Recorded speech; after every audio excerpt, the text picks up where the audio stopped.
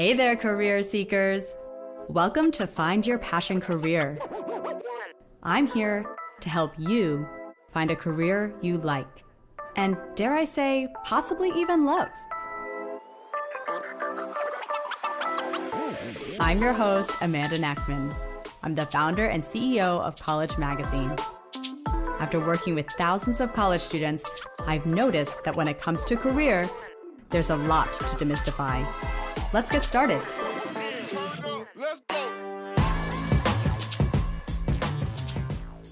You are qualified. My book, Qualified, helps you uncover your strengths and all the unique value you have to offer. Learn how to level up your story, make courageous connections, and speak with confidence to achieve your dream career.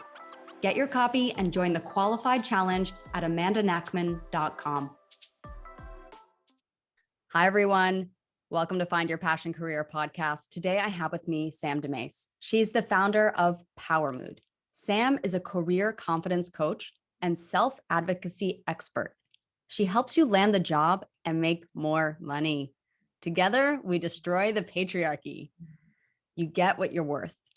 Welcome to the show, Sam. Thanks so much, Amanda. Good morning. Yeah. Well, okay. So what inspired you? I mean, you are absolutely killing it on TikTok. I am so drawn in by your videos. So if you haven't found Sam on TikTok, be sure to check her out. What inspired you to share your career advice and confidence coaching on TikTok? Honestly, what inspired me was my own journey, my own career journey, and the challenges that I faced, and just hearing from a ton of friends and family, a lot of the same questions over and over again. And I thought, we're not taught this in school. Our parents don't teach us these skills. So I'm going to teach people how to get what they're worth and how to survive and thrive in the system.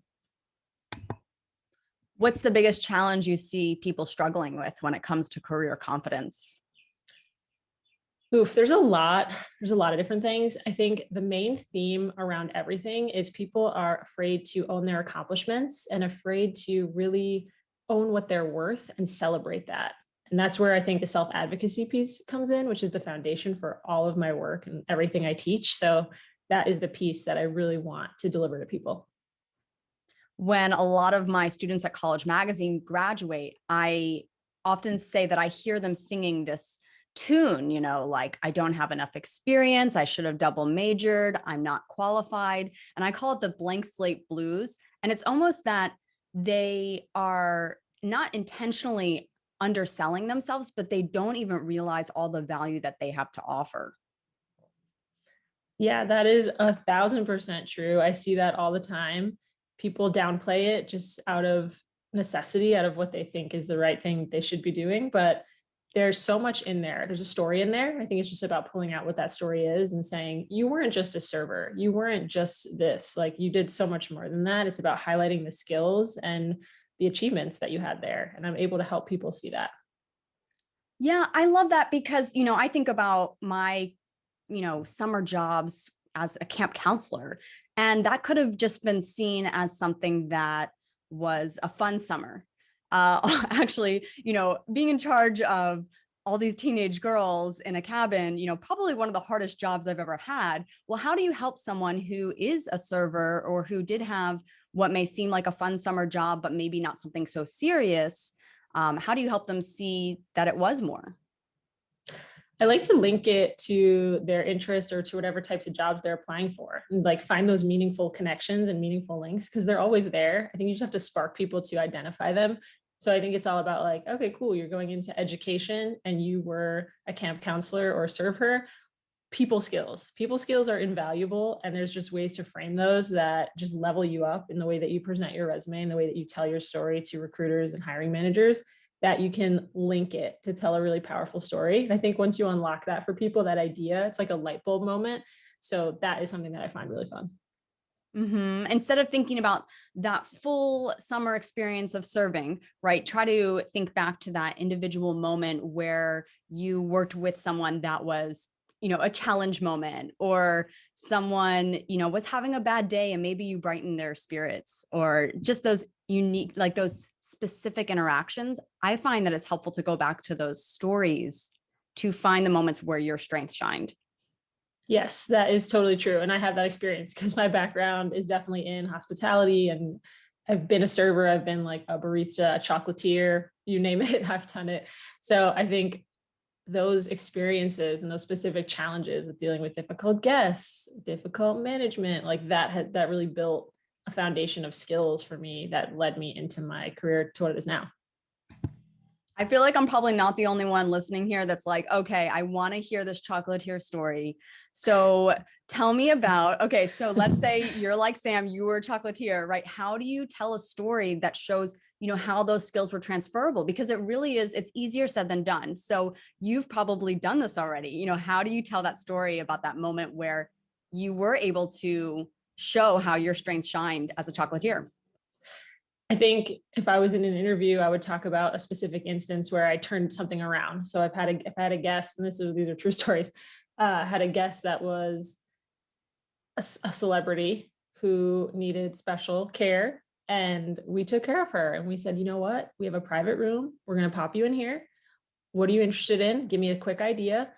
Talked to her for 5 seconds, gave her privacy, got her everything she needed real quick, got her out the door with subtlety and then grace. And that was like a grace under pressure, right? So the skill there is grace under pressure. There's other skills that translate, like dealing with an angry guest who's yelling and making a scene because the hot chocolate wasn't hot enough. You turn it around, you kill them with kindness. You say, all right, here's what I'm going to do for you. I'm going to give you this for free. I got this. I'm going to handle this for you. We're going to take care of you so well. Oh my gosh, thank you so much. All of a sudden you killed them with kindness, and it's a complete flip. It's like you disarmed them. So that disarming skill comes in handy in so many ways. So I would probably tell the story that way and say, I have this ability to disarm people in sticky scenarios, and it comes in really handy. That's a really good skill for a lot of different careers. Yeah. And I love how you were able to distill it and pull out the strength. But even if you're able to just tell that story and let the interviewer or let whoever you're making a connection with discover that strength on their own, the story as it is tells me like so much about who you are and how you would handle a situation. Okay. So you have this one video on replacing the ever so cringeworthy word sorry. And it really hit a chord with your viewers. Why do you think that is? I think because I'm challenging something that is pretty normalized. And I think it's like a go-to gut reaction to just be like, sorry, oh, I didn't mean to say that, or sorry, I'm so late, or sorry, I'm such a mess today. Like all those things that commonly roll off the tongue. I sent you an email that said, whoops, because I had left something out or totally messed up a time, or it just, yeah, we can't help it. Totally. It's just like the natural instinctual response.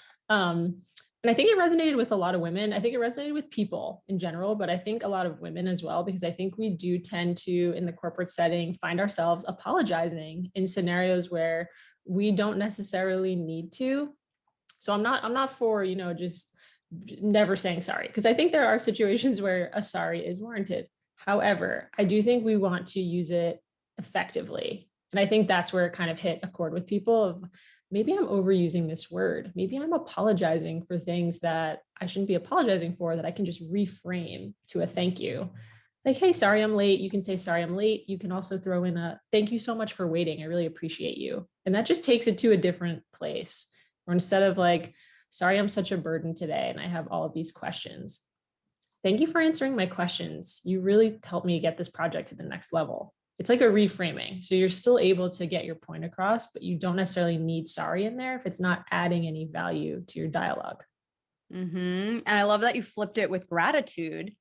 So the other person can say, oh, I am very patient. I'm exercising patience, and, that's being noticed.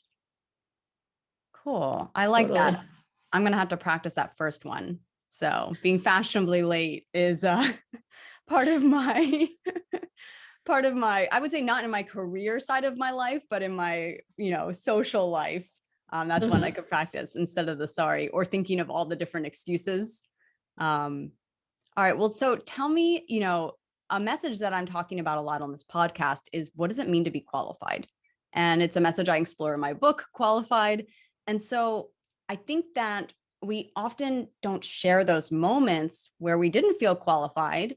And when we don't share those moments, because they're kind of, uncomfortable moments to share, when we don't share them, a lot of people may perceive that they may be the only ones who felt this way.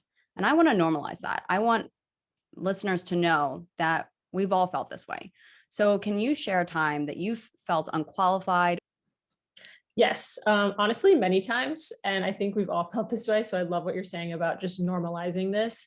Because there's definitely times where we don't feel qualified, but I believe in pushing past that because you're going to get something out of the experience. If it's applying for a job, for example, you don't feel qualified for, I always tell people if you meet 60-ish% of the job requirements, you should apply because otherwise you're taking yourself out of the race before it's even started, which is like a whole separate topic. But I think for me, yeah, like early in my career, I applied for a position within the same company that I knew I was underqualified for on paper, but I still wanted to put myself out there and apply for it. And my boss at the time was really supportive. Like, I think she had a feeling, I think she was kind of thinking, all right, this is a little bit not necessarily where you're at, but she would push me to do it because she knew that it would just be a good learning experience to go through the interview process and to just put myself out there in that type of way, and that it could give me some clarity maybe on what I did want in the future. So I did it, didn't get it, which I think was pretty clear from the jump, but I really loved the support that I had from that boss. And I also had that belief in myself. You know what? I'm just going to do this. The outcome isn't necessarily the most important piece. The piece is the journey and the experience of interviewing. Well, and it sounds to me, and it sounds like this was potentially an internal jump, when you have the boss support, which is great. So knowing that you're not alone on going after whatever's next, getting that support, but also that you're putting something, an idea on your radar. And if you don't go after it initially, how do you build on that idea? How do you start to say, okay, I know that maybe I don't have exactly all the qualifications yet, but I know I could build my qualified. I know that I could connect with someone that does get that role or has that role or is in another company in that role and find out how they did it. Now, like, that idea is there. And because you went for it too, you kind of got a taste of what could be needed. And you learned a little bit about it by taking that risk. Like, if you were just kind of like, okay, that's just on the horizon and you just didn't apply, I feel like without taking that action, you're not really challenging yourself. Yes, I couldn't agree more with that. And I think just going through the process of that and getting rejected taught me some of the skills that they were looking for and some things that I could hone in on in my current job to try to get there. So it totally planted the seed for me and kept me motivated. So for me, it worked. Yeah. What does qualified mean to you? I have a tricky relationship with that word because I like to kind of push past it and be like, what even does it mean to be qualified? Because it's kind of subjective. And I do encourage people to always apply for the job, even if they don't feel 100% qualified, because no company is looking for somebody that's going to have 100% of that. That's not what they're going to find, right? So that's like a false narrative. So I think that's what I call overqualified. Right. 100%. Yeah. Like if you have 100% of these skills, like you're way overqualified for this, right? We want someone who can grow into a role. So I think qualified for me is do you deem yourself qualified, then you are qualified. Like, I think it's an internal thing. Like, you have to believe it yourself. You have to believe that you're qualified in order for that person who's presenting this opportunity to take that at face value. It's like, you have to buy what you're selling. It's like a confidence piece. And I think if you believe it, if you're like, I'm qualified for this, I got this, confidence takes you 70% of the way there. I truly believe that. Yeah. Qualified, like, you believe that you'll be able to learn or handle whatever comes your way because you've done it before. Yeah. You've worked with that difficult client before. You've worked under stress before. So you believe in yourself. You've proven to yourself before. And I think we forget all those moments where we've proven it to ourselves. Yeah. And I think you have to remember that when one person thinks you're qualified, oh, you're qualified for this, like, we're so excited, we think you have the skills. Do you really want that? Like, I think it's important to ask yourself those questions internally of like, yes, these people they're trying to get me to take this promotion, or they want me to make this move, or my family thinks this. I think you have to take that internal perspective and listen to your gut of what you want and what you're excited to do. And sometimes you just have to try things. Maybe you're not qualified, maybe you are qualified, but try it, send in the application, have the conversation, network. Well, I really like the point that you made about when someone else tells you you're qualified, because wow, talk about a dopamine hit, right? How often do people tell us that we're qualified? Which is why you can't wait around for someone to tell you that you're qualified. And so those moments when you do hear it, it's very seducing. And so you have to pause and realize, okay, why are they telling me this? Maybe I'm overqualified because at that point, right? And just know that oftentimes you're not going to be told that you're qualified, and you have to have this belief in yourself that you've got what it takes to go after what's next, and Totally. that you're not going to be 100% fit for this role, but that you're going to learn it. Okay, so how do your videos challenge our current beliefs around the career journey? Because I've seen a bunch of them and I know they do this, but let's share with our listeners, how they are challenging what we currently believe, because we kind of all come into the career process with these, you know, preconceived notions. For sure. And I was one of those people when I started my career. So I kind of wish I'd had some more of this information sooner, but that's why I'm doing this. I think Wait, what were your beliefs around the career journey? What did you think it was going to be? one of the common ones that I feel like I've debunked in videos is that if you work hard, opportunities will come to you. That is false. And I think I always assumed that and I think you're probably the same way. We're like overachievers, like super hard workers, like really going after it and like putting in all this effort and just being like, don't they see me shining? Like, don't they see me delivering? Like, where's my promotion? Where's my pay increase? Like, where's my this?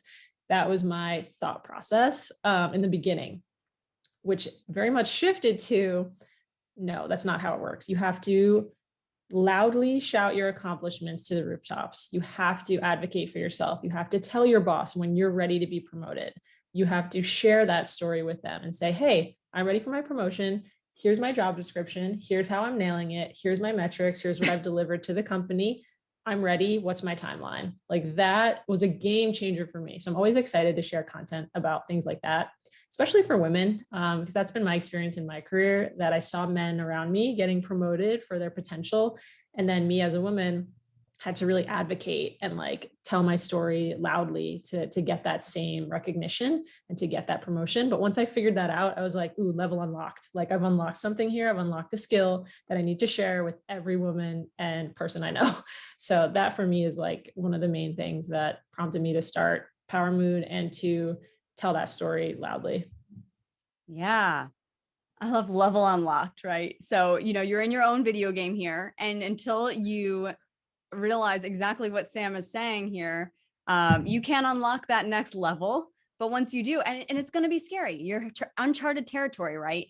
And I'm sure it's easier said than done to say, hey, here's how I'm nailing it in this role, and here's what I'm going to do for you. But at some point, you're going to have that uncomfortable conversation. And what's the cost to you? Is the cost, is it worth it to you to not have that uncomfortable conversation and leave money on the table? And I think if you put a dollar amount to that uncomfortable conversation, you might think it's worth it. It's We've totally all been worth on it. uncomfortable dates. We've all had uncomfortable interactions with other humans. Why not add one more to the list that could potentially mean thousands of more dollars in your pocket? Totally. And I think you get used to it. You have to just encourage yourself to have it once. And then once you've done it once and you've seen where it can lead, you will be more comfortable continuing down that path. Something that I love to say is confidence is a decision. A lot of people ask me, where does confidence come from? Like, how are you so confident? How can I get a piece of that? How do I get there? I'm not confident. I'm nervous. Confidence is a decision. We can decide to be confident. I'm not confident 24/7.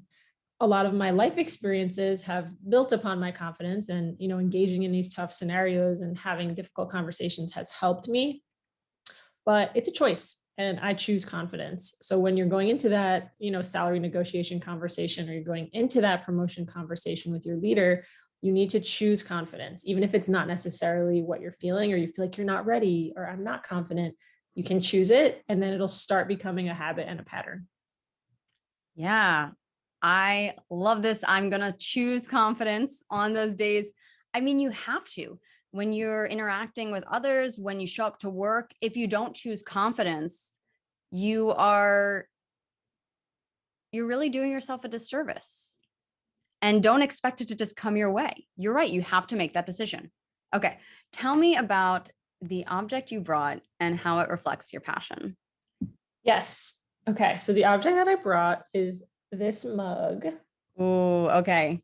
which is RBG dissenting and saying all of these amazing things. Speak in your own voice. Real change and enduring change happens one step at a time. Just a lot of great messages. That's So an amazing RBG mug that looks like handcrafted. If you are not catching the video here, you're going to need to come over and see this. Where can people get this mug? Did someone make this for you? someone gifted this to me. So I'm not 100% sure where they got it, but it was gifted and I was very grateful for this gift, because when you're gifted something like this, it just made me feel really special, because I'm like, ooh, maybe they feel like I'm somebody who is furthering these messages for change. And when I drink tea out of this mug, it just helps me channel and choose confidence. Honestly, like to continue the thread that we were saying, it really does help me put things into perspective when I do have to have tough conversations and think, okay, what would RBG do? What would the confidence, scenario play out if I was at my best? I think it just helps me channel that. And I also am a big tea drinker. So I've had many a cup of tea here. Tea helps me start my day. It helps me wind down my day. So it's very like routine based for me. The ritual and the routine of having a cup of tea is very important to me. So I like to have a nice mug. And you're surrounding yourself by the message that you're sharing here, the message that you share in your videos, and giving yourself another dose of that confidence, just further supporting your decision to show up confidently. Totally. And I think it's a good conversation piece, because people will see this mug, when I'm on Zooming and like video calls, like people will see this and then sometimes we'll talk about it. So I think it's just it's a good conversation starter. It's a good, moment for me to have my tea and be zen and remind me the things that are important to me and just kind of bring me back to myself. Yeah, I think I need to add a couple more confidence pieces around my office. You're inspiring me right now. I think you should. Okay, I will, and I'm going to send you photos. Okay, Please. how does running your own brand around career confidence align with your passions? It aligns very well, because one of my main passions is to give folks who have not yet stepped into their power, give them the tools they need to step into their power. That is something that makes me really happy and makes me feel great on an everyday basis. I want people to know that you can thrive in the career space. You can overcome challenges. And for me, it's especially relevant for women and other marginalized folks that maybe haven't had the same opportunities or the same chances to step into that power, or they weren't taught, which like most of us really weren't. This isn't something that's taught in school. So I love the feeling of giving people new knowledge that they've never had, that they can then turn into power to literally build wealth or to create an opportunity for themselves. And I find that really powerful. And that's where Power Mood comes from. I love that. It's beautiful. What career advice do you have for young professionals today? Top advice for young professionals is to never undersell yourself and to speak your story loudly. So I think for a lot of young people, they tend to just downplay whatever it is that they've done. And I see it happening a lot. I see it in like comments on my videos and questions that I get in the inbox of, I don't feel like I've done anything. I feel like I haven't achieved anything. How am I going to have a resume? How am I going to have a conversation with the recruiter effectively? And then I'm asking them, tell me a little bit about what you did. Oh, it turns out, okay, you did this, this, this, and this. Great. So again, it goes back to like what we talked about earlier about really being proud of your story and not diminishing it, owning what you did and linking those skills, because it's valuable. Whatever experience you have is valuable. Even things like, oh, you took care of a sick family member. Those are important life skills and translatable career skills. Any experience that you've had is valid. And I think a lot of people just tend to downplay experiences, whether it's work related or not. Yeah. And I think also it's don't wait for the moment for someone to ask you, think back over the last year or two about some of the projects that you've worked on or some of the roles that you may have had that are non-traditional, but creating that time on your own to pause and reflect, to realize that you have this value to offer. Totally. Just taking time to appreciate your experience and know that your experience is your own, and don't compare yourself to others. I think that's a trap that people fall into, like recent grads, young professionals. It's your journey and you got to start somewhere. So try it, don't compare yourself to the next person. Go for the opportunity, make the phone call, send a networking message, like try to really choose confidence, because it's going to take you somewhere interesting. Maybe it's not where you want to go. Maybe it's not where you want to end up, but it's going to help you figure that out. Well, thank you so much, Sam. And if you're listening in today, I hope that you are choosing confidence. If you walk away with anything from this podcast, make that decision today. Thank you so much, Sam, for joining. And it was wonderful to have you here on the podcast. Thank you so much, Amanda. Have a great day. Thanks for listening to our show. Be sure to check out the show notes and email any questions to yourpassioncareer@gmail.com. Bye.